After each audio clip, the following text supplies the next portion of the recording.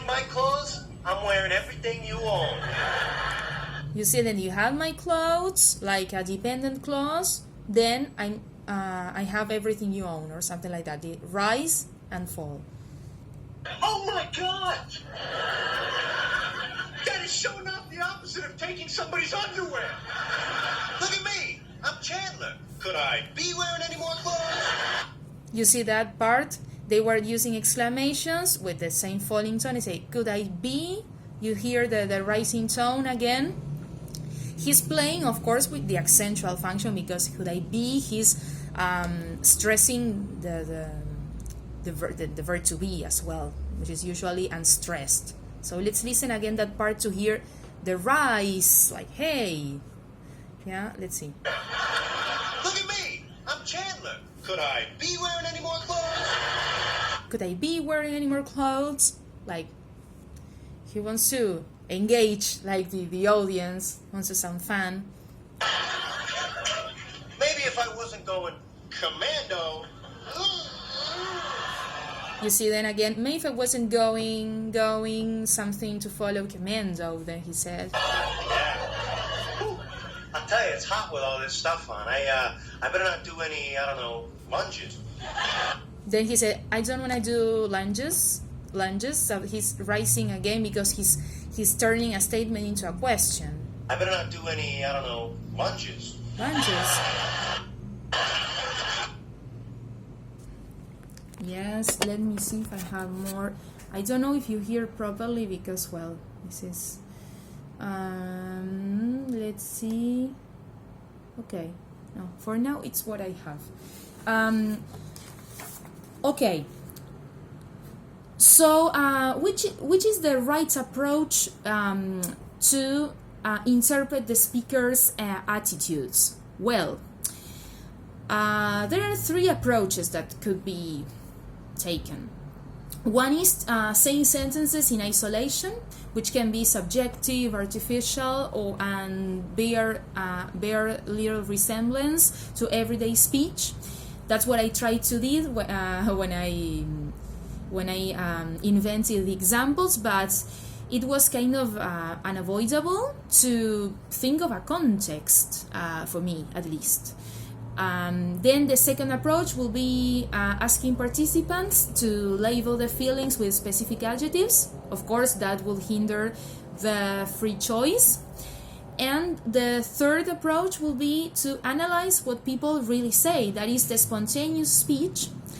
And here, of course, we have to bear in mind that unlike the selected utterances in the other two approaches, sometimes the lexical meaning of words can help predict the speaker's attitude quite easily. So the selection of everyday speech should be careful. In the samples that I shared with you, in some cases the lexis helped us to know where it was, to know the intention or the feeling, like using the word end, that is the end of the news, finality. Yes, but in some cases we don't have that help. Also, apart from the complexity, because of the different aspects that we mentioned, I can say something in a happy way, and perhaps it doesn't mean that I am happy. Maybe I want you to think that I am happy. And that's why we should distinguish the attitude towards the listener, towards what is being said, and towards some external event or situation. Because of these aspects and how complex it is to know the attitude of the speaker, we have to take different suprasegmental variables into account. These are the sequential, prosodic, and paralinguistic variables. The sequential variables, we worked with them in class. They are the tone unit boundaries and their constituents. That is the tonic syllable, the head, the prehead, the tail, the pitch possibilities, and pauses. Then we've got the prosodic elements, which include the pitch range, that it could be narrow, wide. We can use a full range to convey more enthusiasm. For example, in the case of falling tones, when we widen our pitch range, this was what Ben Stiller did in the questions. Then we have the keys, the loudness, speed, and voice quality. The term voice quality refers to the background characteristics of a speaker's voice, which makes them recognizable and different from another person's voice.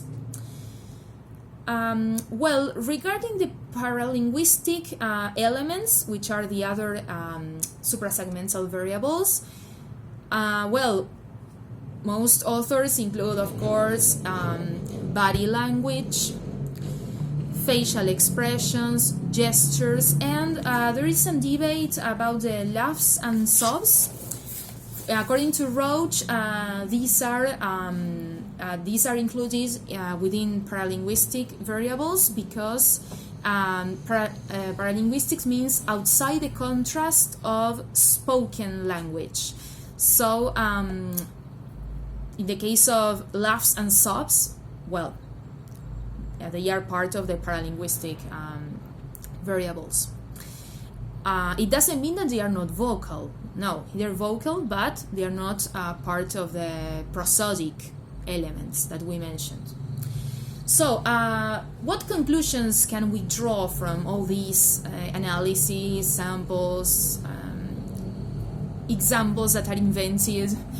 First of all, that when we talk about attitudes, we should take into account the three choices that the speakers make: tonality, tonicity, and tone. The three of them, the speaker play with these three T's together to convey a specific meaning.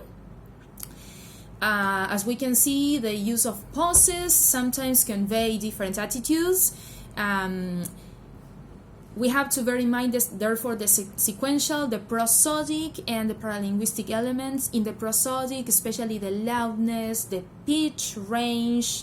Remember that we said that in falling tones, as in the case of the audios we listened, they used the pitch range in a different way to sound more enthusiastic, even though they were using a falling tone. So that's why Underhill thinks that intonation sometimes coincides with, rather than solely expresses the attitude of a speaker. Also, the difficulties to label the attitudes objectively,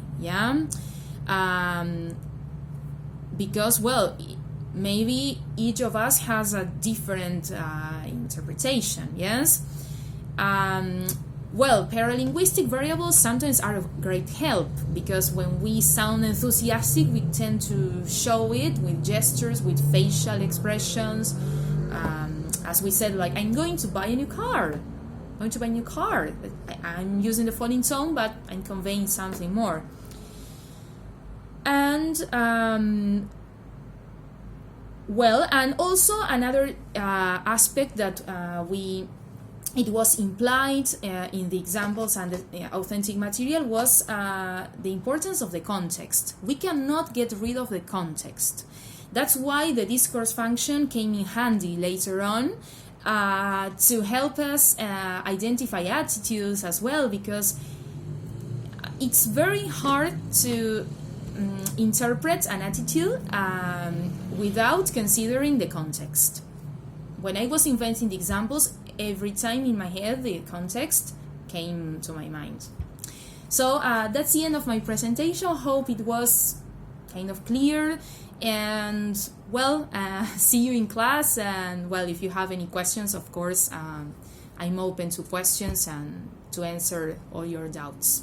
Okay, so thank you. Goodbye.